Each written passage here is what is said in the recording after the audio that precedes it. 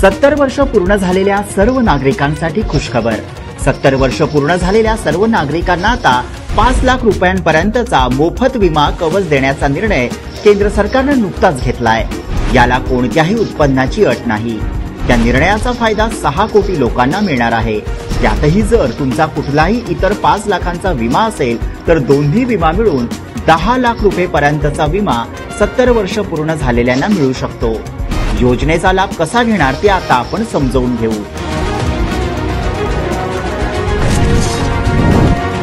कुटुंबातील सर्व गरजू हा विमा मिळवण्यासाठी पात्र ठरतील।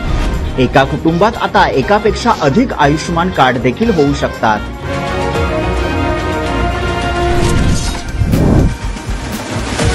आयुष्मान भारत या योजनेअंतर्गत देशातले सर्व 70 वर्षांवरील नागरिक असतील, तसेच निराधार नागरिक, आदिवासी, दलित तसेच दिव्यांग नागरिक आणि जे असंघटित क्षेत्रात काम करणारे मजूर असतील ते देखील यासाठी पात्र आहेत। ऑनलाईन pmjay.gov.in या संकेतस्थळावर अर्ज करून पात्र आहे किंवा नाही हे देखील समजू शकतं। केंद्र सरकारच्या योजनेचे लाभार्थी सुद्धा लाभ घेऊ शकतात। या योजनेचा लाभ जे ज्येष्ठ नागरिक आधीपासून केंद्र सरकारची आरोग्य योजना घेत आहेत, जे माजी सैनिक अंशदायी आरोग्य योजना घेत आहेत आणि जे केंद्रीय सशस्त्र पोलीस दल तसेच इतर सार्वजनिक आरोग्य विम्याचा लाभ घेणारे देशातील नागरिक सुद्धा पात्र असतील। यासाठी केंद्र सरकारच्या अधिकृत www.pmjay.gov.in वेबसाईटवर भेट द्यावी। अधिकृत वेबसाईटच्या होम पेजवर एम आय एलिजिबल या ठिकाणी क्लिक करावे। त्यानंतर अर्जदारांच्या आधारशी जोडलेल्या मोबाईल क्रमांकासाठी OTP मागवावा। वेबसाईटच्या स्क्रीनवर ऑप्शनमध्ये आपल्याला मोबाईल क्रमांकावर आलेला OTP भरावा। स्क्रीनवर आपण ज्या राज्यांमध्ये राहतो ते राज्य निवडावे। पुन्हा आपला 10 अंकी मोबाईल क्रमांक आणि रेशन कार्ड क्रमांक नमूद करावा।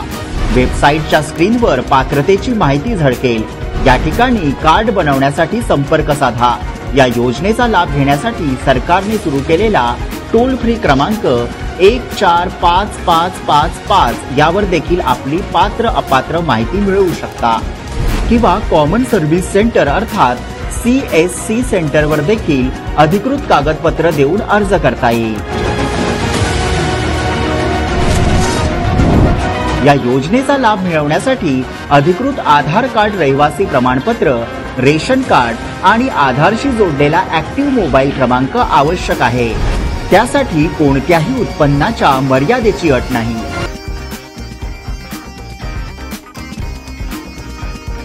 या संदर्भात तुम्हाला काय वाटते कमेंट करा, लाईक करा आणि शेअर करा।